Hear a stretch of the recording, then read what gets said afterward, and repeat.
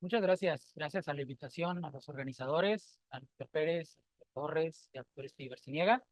Vamos a hablar un tema que tiene mucho impacto. Creo que ahorita hemos hablado de toda la cuestión nutricional, ejercicio, las cuestiones psicológicas. Eh, Vamos a hablar un poco del NAFLD, conocido como popularmente hígado graso, que en las terminologías actuales podemos decir que es son siglas en inglés, las traducimos al español, que es la esteatosis hepática no alcohólica, ¿vale? O la enfermedad alcohólica, enfermedad hepática no alcohólica, grasa del hígado. Bueno, nuestro contenido, vamos a tratar varios tópicos, pero no vamos a aunar base en algunas cuestiones, pero quiero que puedan regresar. Gracias. Ya veremos un poco de la obesidad, que es una pandemia real a nivel mundial. ¿Qué sabemos del NAFLD actualmente, de las nuevas directrices y las nuevas definiciones? También vamos a hablar sobre el impacto que tiene el balón gástrico sobre las enzimas hepáticas, que son las principales cuestiones bioquímicas medibles que nosotros tenemos como médicos gastroenterólogos para determinar cómo está el estado hepático. Incluso algunas estrategias terapéuticas que tenemos también no farmacológicas y no farmacológicas. Podemos también encontrar el otro tema importante sobre el valor intragástrico en pacientes con hepatopatía crónica secundaria al NAFLD. Seguramente ya han escuchado del NAFLD, del hígado graso. Entonces, quiero aunar en esto que más de 1.4 billones de personas tienen sobrepeso, obesidad a nivel mundial. Podemos decir que la incidencia a nivel mundial ha sido un gran impacto y que ha incrementado en un doble en que las personas que viven con cáncer, obesidad, problemas cardiovasculares, pueden vivir hasta 5, 10 o hasta 15 años malos en calidad de vida comparado con las personas sanas. Incluso el impacto negativo que tienen con sus familias. En México, ¿cómo estamos? En México, nada más tenemos casi 40% de personas tenemos obesidad en nuestro país. Incluso va a llegar a estar en un 45% si las cifras se siguen incrementando en como vamos actualmente en este sobrepeso y obesidad. Aquí estamos entre los 4 años, 5, 11. Aquí están más o menos la fuente de la última encuesta en Salud 2018. Y con fines actuales para pacientes adultos, podemos ver que los pacientes de más de 20 años tienen un 75% de sobrepeso y obesidad en nuestro país. Son cifras alarmantes, son cifras que nos deben de llamar la atención y por ende debemos de tener estrategias terapéuticas más adecuadas. Esto es muy importante económicamente si sabemos que el impacto económico que tiene actualmente cualquier enfermedad, cualquier situación política a nivel mundial. México más o menos tiene el 2.5 de su PIB, es lo que gasta actualmente en obesidad. Si seguimos así, va a ser 4.67, que esto equivaldría a más de 160,000 millones de dólares. Nada despreciable si seguimos con esta cifra. México, 2030, les pongo esta pequeña gráfica que encontré, muy importante. ¿Por qué? Porque vamos al crecimiento del 2010, podemos ver cómo hay un incremento para el 2025, que es el próximo año, pero si seguimos así, en 2030 prácticamente vamos a tener una incidencia o una prevalencia mayor de personas obesas con índice de masa corporal de más de 40, comparado con el que teníamos en el 2010. Aterrizando esto, hablaremos ya sobre el tema que vamos a enfocar, que es el NAFLD. El NAFLD es una entidad muy frecuente y poco diagnosticada en nuestro medio. ¿Por qué? Porque prácticamente no tiene síntomas, el paciente no presenta ningún tipo de síntomas, no te da ninguna clínica, como nosotros en otras enfermedades podemos esperar. Entonces, el hígado graso se ha convertido en un problema a nivel salud pública. También es importante saber que es la hepatopatía crónica más común en nuestro medio después de la alcohólica, ¿sale? Cabe resaltar. Pero sabemos que en nuestro medio consumimos alcohol, consumimos altos alimentos ricos en fructosa y carbohidratos sobresaturados. Pues evidentemente esto potencia aún más a la enfermedad de hígado graso. ¿Qué es importante? La esteatosis, o sea, el acúmulo de grasa en el hígado de manera crónica y que prácticamente hay una prevalencia del 25%. Esto es estimado y es una entidad que es un poco diagnóstica, entonces no se tienen las cifras exactas. ¿Qué podemos hablar del hígado graso? Esta es la evolución como muchas veces nos las han puesto. No es necesariamente que de esta brinque a esta en un periodo, sino más o menos vamos a estimar. De los pacientes que normalmente estamos aquí, un 20% ya tenemos hígado graso, ¿sale? O sea, que ya aquí, no sé, contemos, somos aproximadamente 20, pues ese 20% de estos 20 ya tenemos hígado graso y es no diagnosticado. ¿Por qué? Porque si alzamos los brazos, o sea, si alzamos la mano, alguno de nosotros también tiene sobrepeso, están las comorbilidades como la hipertensión arterial, enfermedades cardiovasculares, diabetes mellitus, hipertrigliceridemia, y esto lo conocemos como el síndrome metabólico. De este porcentaje, del 100% de los 2 de cada 4, solamente el 20% es NASH, que ese NASH es la esteatohepatitis, o sea, la inflamación del hígado, que ya se produce a nivel celular, que ahorita vamos a hablar de esto. Y esto, más o menos un 10, un 15% va a desarrollar cirrosis. Esta cirrosis que muchas veces se decía que era criptogénica, que no se entendía por qué era la causa, ahora se sabe muy bien que todos los desórdenes metabólicos han llevado a la cirrosis, a la hepatopatía crónica. Se sabe que es la segunda causa de trasplante a nivel mundial. Entonces, muy alarmante, y lo mejor de esto es que es prevenible. Les pongo aquí más o menos un diagrama del hígado, como es un hígado sano, en el cual los hepatocitos son sanos, los núcleos están regulares, las pequeñas moléculas de grasa que están en el hígado son muy pequeñas, casi imperceptibles. NAFLD, esto ya empieza a haber un acúmulo mayoritariamente de grasa, en la cual esto todavía es reversible, ¿vale? El NASH, que es la esteatohepatitis, que ya es una inflamación, que ya hay fibras de colágeno, que hay inflamación de los hepatocitos, una degradación nuclear, y también empieza a haber más y más acúmulo de grasa. Cuando llegamos a la cirrosis, prácticamente esto ya es irreversible, ¿sale? Esto ya no se corrige, esto únicamente es un trasplante hepático. Y no viene el otro rubro, que después de la cirrosis viene el hepatocarcinoma, cáncer de hígado, que prácticamente también es una entidad muy problemática en nuestro medio. Y pues esto, histológicamente, vemos las bandas fibrosas entre los hepatocitos y también la degradación de las fibras de colágeno cada vez más importantes. Por eso les digo que esta entidad no viene sola. Viene con hipertensión, viene con obesidad visceral, que ya habla muy bien en cuanto a la actividad física que mejora la obesidad visceral. También la resistencia a la insulina, la diabetes tipo 2 y la dislipidemia. Todo esto es un conglomerado de entidades que no pueden irse solas. Por eso se creó esto en el que el paciente, teniendo 2 de esos criterios, diabetes mellitus y esteatosis hepática, lo llevamos al MAFLD. El MAFLD es ya la entidad hepática con un síndrome metabólico. Si hay sobrepeso, también. Y si también tenemos una persona que tiene peso normal, pero si tiene todos los componentes del síndrome metabólico, prácticamente ya hacemos el diagnóstico de MAFLD. Una persona con esto, pues evidentemente ya está subdiagnosticada. Todo el mundo decimos, si hacemos el ultrasonido, el pequeño ultrasonido, hacemos un examen de retina general, en el que vemos las enzimas hepáticas un poco alteradas, decimos es que es por estrés, es que pues prácticamente fue el medicamento que tomé. Así se subdiagnostican y los pacientes ya sin saberlo tienen síndrome metabólico, pero también tienen esteatosis hepática. Todavía aquí es reversible. Ojalá que muchos tuviéramos esta iniciativa de los médicos de primer contacto de diagnosticarlos. Rápidamente, ¿cómo es la fisiopatología de esta enfermedad? Dieta rica en azúcares, dieta rica en grasas saturadas.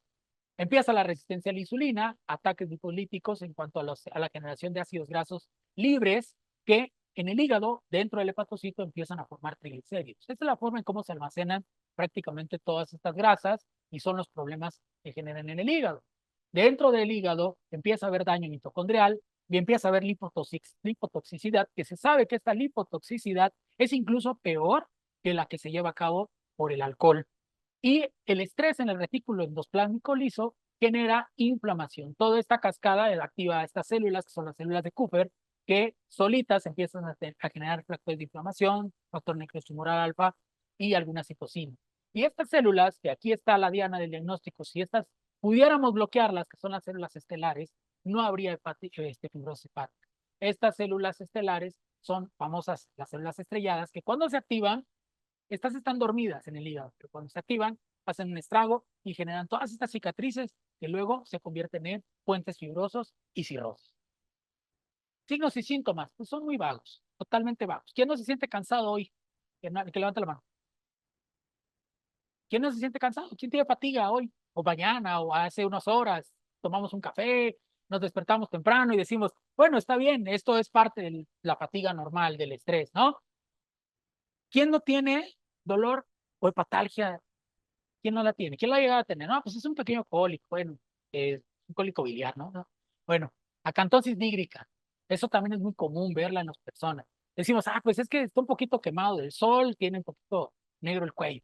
O estos famosos nódulos, lipomas, que muchas veces se presentan en la espalda, en el cuello, en el abdomen, en algunas extremidades, son algunos de los síntomas, pero son muy vagos, prácticamente imperceptibles para las personas. Entonces, dentro del laboratorio, un paciente te va a llegar con elevación de aminotransferasas, puede haber incremento de la ferritina o la transferrina, y algo muy importante, elevación de la fosfatasa alcalina. Muchas de estas personas tienen estos hallazgos y no sospechamos, ¿sí? Lo importante es llevarlos a lo que sigue, a un pequeño estudio de imagen. Tenemos el gabinete. Tenemos amplios estudios, inicialmente no invasivos, bastante económicos y al alcance de muchas personas, que es un ultrasonido abdominal. Prácticamente cualquiera puede pedir eso. Tiene una baja sensibilidad y especificidad para detectar el hígado graso, pero por lo menos nos va a dar una idea. Una tomografía también es una muy buena opción para descartar cualquier otra lesión que sea algo maligno o incluso valorar una enfermedad hepática avanzada. La resonancia magnética también es una muy buena opción, pero cada vez estos estudios, conforme vamos bajando, son más inaccesibles para las personas normalmente. Y que es una herramienta muy avanzada, que es la elastografía con vibración controlada, que se le conoce como comercialmente FibroScan, que emite ondas y mide la rigidez, la dureza y la cantidad de grasa que tiene en el hígado, y nos da un estimado en cuanto a la fibrosis y la esteatosis. Y lo último, pues el gold estándar, pues es la biopsia. No vamos a estar haciendo biopsias a todos los pacientes que tienen hígado graso o que tienen hepatalgia, ¿vale? Pero con estos dos primeros, incluso el ultrasonido, me atrevería a decir que tenemos una buena acercamiento a los pacientes con hígado graso. Ahora, un tratamiento, no lo tenemos, no lo hay, ¿sí? Pero el más sencillo es el más difícil para el paciente. Dieta, ejercicio, dieta, ejercicio. Dígale eso al paciente, se sale del consultorio y es lo primero que se le olvida, ¿no? Él quiere pastillas, quiere medicinas, quiere terapias, quiere todo tipo, ¿no? Entonces, tenemos la dieta mediterránea, que es la que mejor evidencia tiene sobre el impacto de la fibrosis en el hígado graso o la esteatosis. Más bien, la reducción de peso, que es lo que vamos a tocar ahorita y lo que hemos terminado tocando en todas estas charlas, es la reducción del peso, por lo menos un 10%, es muy beneficioso para el paciente. Se sabe que a partir del 5% de la reducción del peso, el paciente tiene una mejora considerable en la fibrosis y estatosis del hígado.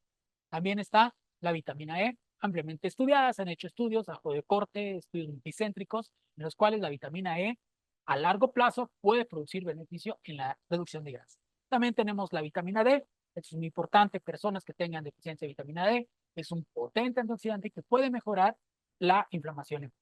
Y por último, que aquí no se logra ver muy bien, ¿quién tiene café? ¿Quién toma café? ¿Quién no le gusta el café? Yo levanto la mano siempre con ustedes para decirles que apoyarlo. ¿Quién toma café? Ok, eso es una gran ventaja para todos ustedes. Siempre y cuando sea un café bueno, se sabe que tomando de 3 a 4 tazas de café, no café, esas tazotas que tenemos de medio litro, no. Unas tazas comunes de 250 mililitros, se ha visto que más de 3 tazas de café al día puede ser muy beneficiosas en los pacientes que tienen enfermedad de grasa, ¿vale? Ahora, vamos a tocar ya los temas aquí importantes. Se sabe que esto de la pérdida del peso, el 7 al 10%, es una muy buena reducción y con esto están todas las terapias que vamos a tocar. La colocación de un balón, también la cirugía bariátrica, que tienen un gran impacto en la mejora de la fibrosis y la estatosis del hígado.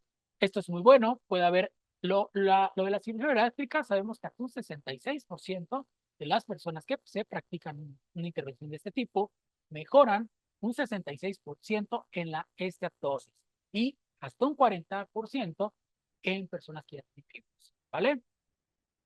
El detalle con esto, y esto se los comento, porque una cirugía bariátrica mal planeada, mal realizada, que no llevada a cabo por un equipo multidisciplinario, puede llevar a problemas no solo quirúrgicos, sino también hepáticos. Un 12% de los pacientes puede tener enfermedades graves y esto puede desencadenar algo que se le conoce una esteatohepatitis no alcohólica secundaria al procedimiento bariátrico y puede producir fallas hepáticas graves, fulminantes, que incluso requieren trasplante de hígado de manera urgente. Pero también tenemos otras terapias, las terapias endoscópicas, que son también muy buenas, ¿sí? Que se han demostrado incluso en función de las bandas las mangas endoscópicas, también las inyecciones de balones, que han sido menos invasivas, menos costosas también, y que pueden ser realizadas en centros pues más ampliamente distribuidos a nivel. Este artículo que les presento sobre la eficacia del balón intragástrico en personas que han tenido esteatosis hepática o que tienen neofaldí es un metaanálisis en el cual se incluyeron 9 estudios. Los metaanálisis son bastante buenos porque colectan muchos estudios y tienen bastante cantidad de pacientes. En este estudio se colocaron casi 450 balones. En estos se utilizó el balón Orbera. Lo interesante de este estudio, y quiero que más o menos se alcanzan a ver, es que sí se reduce la esteatosis en un 79%, en la tomografía se ve una reducción del hígado, 93%, y el índice de severidad de fibrosis también en un 83%. Vamos a analizarlo bien. Los dos que valen la pena es en esto, en la fibrosis y en el volumen del hígado, pero no en el índice O. Aquí no hubo una reducción significativa. ¿Por qué? Porque el estudio fue muy heterogéneo. Entonces, al ser muy heterogéneo, no tiene una buena interpretación. Pero veamos en las enzimas AST-ALT. Les voy a dar un tip. Un paciente con hígado graso van a encontrar más elevada la enzima ALT, las aminotransferadas, que son principalmente la elevación de la ALT por arriba del valor normal entre 2 y 3 veces. Hay que sospechar si un paciente no tiene una comorbilidad en esteatosis hepática. La reducción de peso es muy buena, la disminución de la ST también, junto con la GGT, ¿vale? Todo va de la mano con la reducción de peso y la disminución de las enzimas. Por otro lado, también otro análisis, otro metaanálisis en el cual se incluyeron un poco más de estudios, fueron 11 en total, en el cual sí hubo una reducción a los 3 a los 6 meses sobre la reducción de las enzimas. El balón intragástrico, estos solamente se midieron 6 meses, no hubo una medición posterior. Por eso estos estudios se denominan como unos estudios de una corte prospectiva, pero en un límite muy corto del tiempo. Tendría que ser por lo menos un año para valorar la reducción de la inflamación del estatus. En esta gráfica de plot, pues sí podemos ver que el diamante sí se aleja del cero, entonces sí hay una significancia, inclusive en la GGT también. Entonces, estos estudios sí demuestran que hubo una reducción significativa en las enzimas hepáticas. También podemos ver que la hemoglobina glicada sí se redujo sustancialmente. Sabemos que todo esto, como les vuelvo a compartir, tiene una significancia porque también hablamos en cuanto a las otras entidades. Resistencia a la insulina, la reducción de la tensión arterial y también reducimos también todas las cifras de triglicéridos que también beneficiaron al paciente con esta colocación de luz. Ahora, también podemos saber que los pacientes modificando el estilo de vida junto con el balón intragástrico es mucho mejor, ¿vale? Entonces, este estudio con la corte prospectiva con pacientes que ya tienen una fibrosis significativa, que hablamos un F2 medido por elastografía y un S3 por estatosis grave, y se colocaron los balones a 29 pacientes, fueron candidatos para hacer este estudio. 28 tenían ya fibrosis, 91 esteatosis y solo a 19 se les colocó el balón. Y 10 no quisieron el balón, dijeron pues vamos con los cambios en el estilo de vida. Se compararon, estos estudios no fueron aloterizados, fueron nada más seleccionados por medio de voluntarios y vemos aquí en esta gráfica que sí hubo una reducción significativa en la fibrosis en los pacientes que sí se les colocó el balón y los cambios en la nutrición. En los pacientes que decidieron solamente el estilo de vida, la reducción no fue significativa, inclusive empeoraron, ¿sale? Esto pues llama la atención. El estudio no te explica bien por qué pasó esto, pero sí llama la atención que los pacientes, en lugar de mejorar, empeoraron. Lo otro importante en la grasa, los dos tuvieron una reducción bastante significativa con una P menor a 0.05 y en el peso, pues también, nada más que podemos ver que el peso al inicio de los pacientes con balón gástrico sí fue significativamente menor en los pacientes que solamente se llevaron el estilo de vida, ¿vale? Seguimos con este estudio que también es muy importante en lo que llama la atención, es que los pacientes con cirrosis pueden ser candidatos en usar el balón gástrico, ¿sale? Es muy atrevido este estudio porque eligieron pacientes con Child Book C, de 7 menor de 7 puntos, estamos hablando de un Child intermedio, que ya tiene un IMC de 30. ¿Por qué está muy bien este estudio? Porque es un parteaguas. Sabemos que la segunda causa de fibrosis o cirrosis en el mundo va a ser el hígado, ¿vale? Entonces, los pacientes que ya tienen cirrosis, ¿cómo puedo mejorar esto? ¿Cómo decidieron mejorar esto? Bueno, estudiar esto Este es un grupo de la India. Y dijeron, bueno, pues un Child-Pugh 7, un INFC-30, que no pudieron mejorar con estilos de vida, ejercicio y las medidas farmacológicas, se les colocó un balón gástrico ajustable. En este caso fue el SPAX-3. Determinaron la eficacia a los 6 meses y midieron estos 3 puntos que son muy fundamentales en las personas que estudiamos enfermedades del hígado. La presión venosa hepática, que es el mejor indicador para saber si un paciente redujo la hipertensión porta, la grasa hepática con el CAP y la medición de la rigidez con elastografía. Midieron también la tolerabilidad y los efectos secundarios que tuvo el paciente.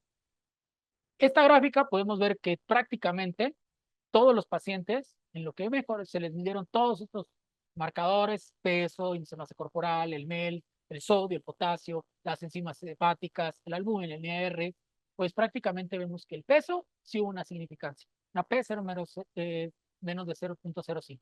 Pero lo demás, en las enzimas hepáticas no mejoraron. ¿Qué quiere decir esto? Que llegaron a la conclusión es que los pacientes realmente tenían un estado avanzado de la fibrosis y pues evidentemente no iban a mejorar en cuestión de solo colocar un balón. Pero lo importante que sí quiero que se lleven es que sí la grasa en el hígado y la fibrosis sí se redujo circunstancialmente, ¿vale? Esto es algo muy importante, que también la presión venosa hepática se redujo en 2 puntos, que para nosotros es algo muy importante. ¿Sí? Cuando hablamos de una presión venosa hepática mayor de 10, hablamos que el paciente tiene riesgo y ha de empezar a tener problemas de hipertensión portal. Los pacientes estaban en 14. Entonces, algunos incluso ya tenían varices esofágicas. Se atrevieron a darles terapia previa a la colocación del balón y aún así les pusieron el balón, ¿vale? También a las personas que tenían ascitis o que tenían ya descompensación con encefalopatía o grandes varices, eso sí nos incluyeron. Entonces, ese es un tema para volverlo a estudiar en pacientes con cirrosis descompensada. Puede ser también un tema de estudio. Aunque los pacientes tuvieron los mismos efectos que han estado comentando: náuseas, la inflamación o el gas, los vómitos, los reflujos, el dolor abdominal, y ninguno tuvo efectos graves como úlceras o pancreatitis o incluso sangrados. Entonces, esto quiere decir que es prometedor. El estudio nos habla de que podemos implementar balón gástrico en personas con hepatopatía crónica y podemos tener una resolución en la fibrosis. Puntos para llevarnos a casa, pues es muy importante. Quiero que sepan, nos llevemos todos esto como que la obesidad es una realidad y se requiere un manejo multidisciplinar para lograr combatir la diabetes. No podemos empezar a decir que el médico tiene la culpa, que el gobierno tiene la culpa, que el nutriólogo, que el psicólogo, que el bariátrico. No, aquí somos todos. Y todos como sociedad debemos de implementar terapias para poder lograr erradicar esta epidemia o pandemia, ¿no? NAFLD y MAFLD son entidades que deben de ser tratadas de su detección, ¿sí? Si tenemos rápidamente la detección de estas, pues podemos hacer algo. Cuando están avanzadas, tienen desenlaces poco favorables, ¿sí? Como es, acaban en trasplante. Esto es algo que también lo he escuchado muchas veces y creo que ustedes también. No existe poca grasa en el hígado, ¿sí? Esto evidentemente lo van a encontrar en los ultrasonidos que nos dicen que esteatosis hepática leve, moderada, severa. Para que nosotros tengamos grasa en el hígado visible en el ultrasonido, tenemos ya más del 5% de grasa. Entonces esto ya es diagnóstico de hígado graso. Así que no existe poca grasa en el hígado. La pérdida de peso es la terapia principal para la mayoría de los pacientes con AFA. Entonces, prácticamente, incidir en esta pérdida de peso. Y algo también importante que si quiero, por último, el objetivo principal de la cocción de un balón gástrico como alternativa a la cirugía bariátrica es lograr la pérdida de peso clínicamente significativa con efectos adversos mínimamente negativos. Entonces, por eso es importante que podemos utilizarla como terapia puente y podemos proponerle al paciente una cirugía, ya sea una manga, una IRUS, para mejorar la pérdida de peso. La combinación del estilo de vida, colocación del balón gástrico, son algo que deben practicarse para tener resultados más adecuados. Como vimos en el estudio, uno del otro van mejor. Y pues el balón intragástrico en pacientes con hepatopatía crónica o cirrosis por NASH pueden ser una opción segura. De mi parte, pues sería todo. Muchas gracias.